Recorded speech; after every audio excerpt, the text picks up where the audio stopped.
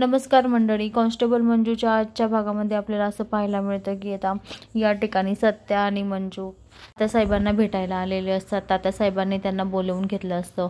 तर तात्यासाहेब पण समजवतात त्यांना की सत्या असं करू नका, घटस्फोट घेऊ नका। तेव्हा आता सत्या म्हणतो, तात्यासाहेब यांनाच विचारा, तुम्ही यांनाच घटस्फोट हवा आहे।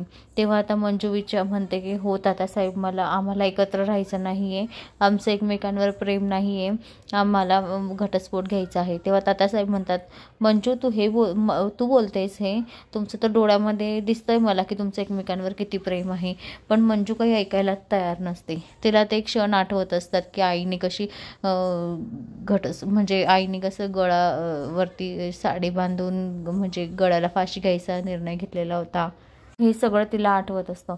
तर आता दुसरीकडे तिला पप्पा सुद्धा म्हणतात मंजूला की मंजू, तू घटस्फोट घेऊ नको, तुला या घराची खरंच खूप गरज आहे, आम्हाला तुझी खूप गरज आहे, प्लीज तू घेऊ नको, कारण तूच माझ्यातला आणि सत्यामधला दुरावा दूर केला आणि आता परत खूप काही केलं तू या घरासाठी आणि तू घटस्फोट घेते सत्याच्या सोबत।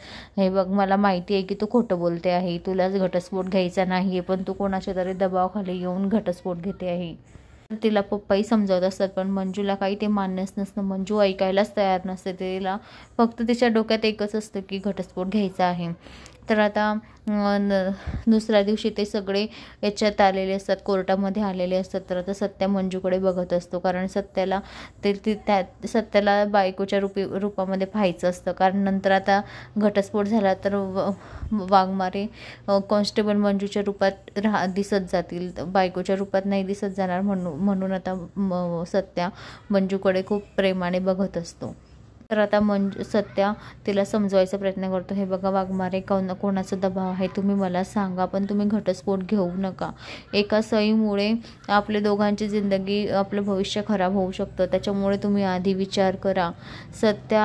शेवटी आता सत्याच्या डोळ्यात पाणी येतं, कारण मंजूने हातात पेन घेतलेला असतो सहीसाठी, घटस्फोट घेण्यासाठी मंजूने हातात पेन घेतलेला असतो। तर सत्याला हे पाहावत नाही, सत्याही खूप रडत असतो, त्याला खूप मनातून वाईट वाटत असतं, मंजूलाही वाईट वाटत असतं, पण तिला तिच्या आईचा आणि अमरीचा विचार डोक्यात येतो, म्हणून ती हातात पेन घेते। तर आता आपण बघू मंजू सिग्नेचर करते का, घटस्फोट घेते का, हे आपल्याला पुढील भागात कळेल। अशाच मालिकेच्या नवनवीन अपडेटसाठी चॅनलला लाईक आणि सबस्क्राईब करा आणि धन्यवाद।